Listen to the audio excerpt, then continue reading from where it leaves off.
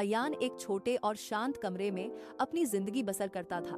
उसकी खिड़की के ठीक बाहर एक विशाल और पुराना बरगद का पेड़ खड़ा था, जिसकी जड़ें जमीन में गहरी धंसी थीं।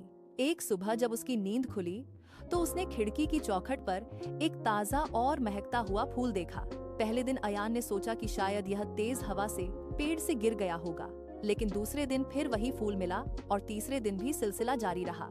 अयान के मन में जिज्ञासा और डर का मिला जुल्ला एहसास जागने लगा। उसने सच जानने के लिए सुबह 4 बजे का अलार्म लगाया और अंधेरे में खिड़की के पास छिपकर बैठ गया। पूरी रात जागते हुए उसने बाहर की खामोश आहटों को सुना। जैसे ही सूरज की पहली किरण जमीन पर पड़ी, उसने बाहर झांका। वहां कोई नहीं था, लेकिन वह रहस्यमयी फूल फिर से वहां रखा हुआ था।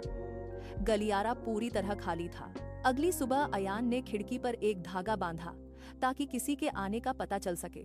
जब धागा टूटा तो वह पागलों की तरह बाहर भागा। पेड़ के पीछे उसे सफेद कपड़ों में लिपटी एक मासूम लड़की खड़ी मिली।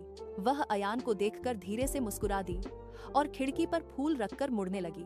अयान ने उसे पुकारा, तब वह रुकी और कोमल स्वर में बोली, तुम्हें सुबह मुस्कुराते हुए देखना मुझे अच्छा लगता है। अयान ने उसका नाम पूछा, पर वह पेड़ की ओट में कहीं खो गई। हफ्तों तक उनकी बातें होती रहीं। अयान उसे अपने पास बुलाना चाहता था, लेकिन वह हमेशा मना कर देती।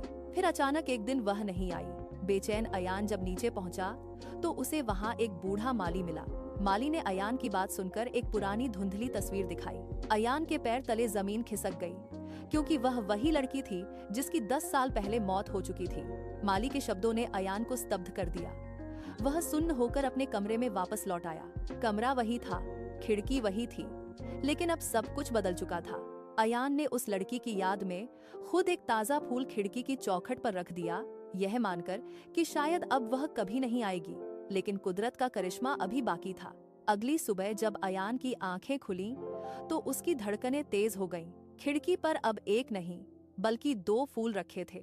एक फूल अयान का अपना था और दूसरा वह लड़की हमेशा उसके लिए छोड़ जाती थी। अयान ने खिड़की बंद की और उसकी आंखों में एक अजीब सी शांति और मुस्कुराहट तैर गई। उसे समझ आ गया कि प्यार कभी खत्म नहीं होता। कुछ लोग इस दुनिया से चले जाने के बाद भी कभी साथ नहीं छोड़ते।